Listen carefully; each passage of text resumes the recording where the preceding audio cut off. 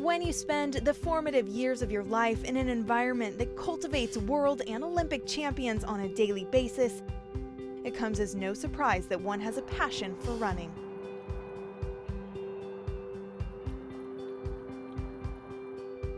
Dr. Andrew Murray moved to Kenya when he was 2 years old, as his father was a doctor at a local mission hospital in the village of Chigoria. Essentially, it was one big playground, Kenya. There's plenty of open space, everyone wants to play.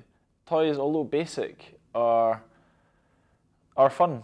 And we didn't have such a thing as television. I didn't own a television until we were about 9 and we came back to Scotland. But essentially, the one thing that kids do consistently in Kenya is that they're active.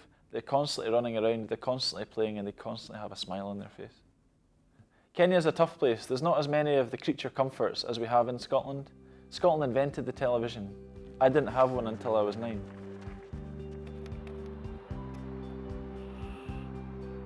Andrew Murray's first strides towards becoming the ultramarathon runner he is today began in 2007.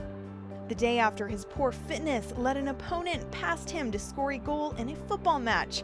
He ran and walked 10 kilometers. Since then, the miles he has covered have been phenomenal. He has run 78 consecutive days from John O'Groats in Scotland to the Sahara Desert.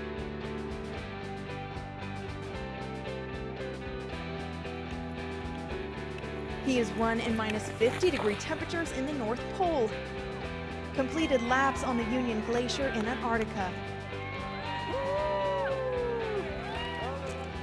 even beat the humidity and heat of the jungle, and he has raised thousands of pounds for charity along the way. The 3 really positive things about my running is that I've had a lot of fun.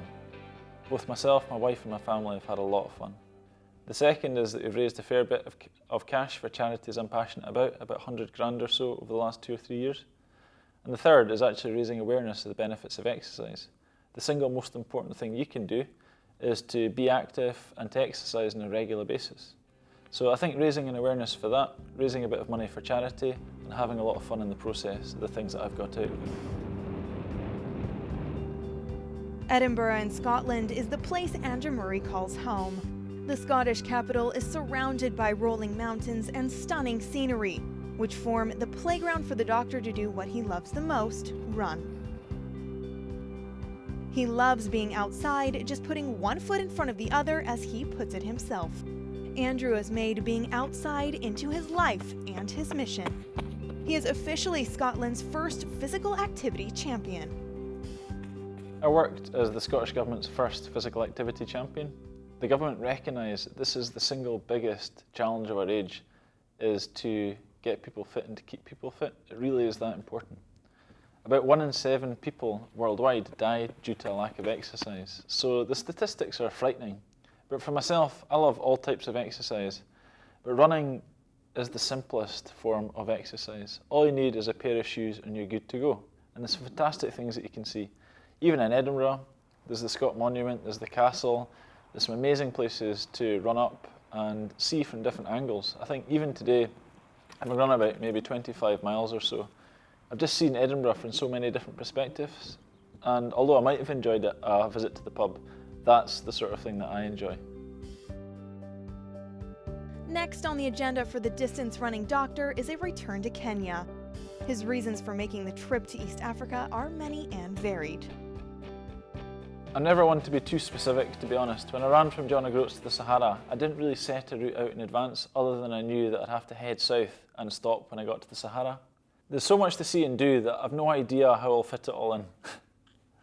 The things that I'm definitely going to do is to run up and down Mount Kilimanjaro, up and down Mount Kenya, and various other big hills that they have in East Africa.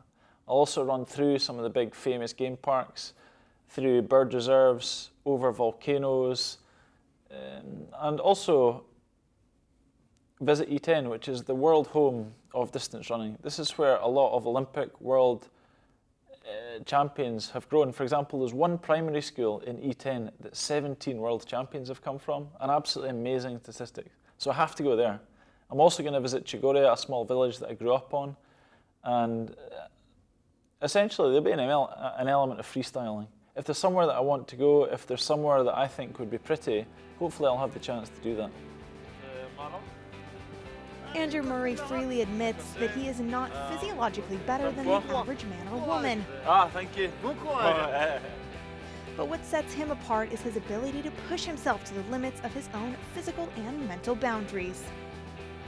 When his toes and fingers are freezing, the joy of the scenery is dissipated, and there are kilometers left to tread, Andrew Murray's will does not wilt. When exhaustion sets in, I always try and find some caffeine or a bit of food that'll cheer me up.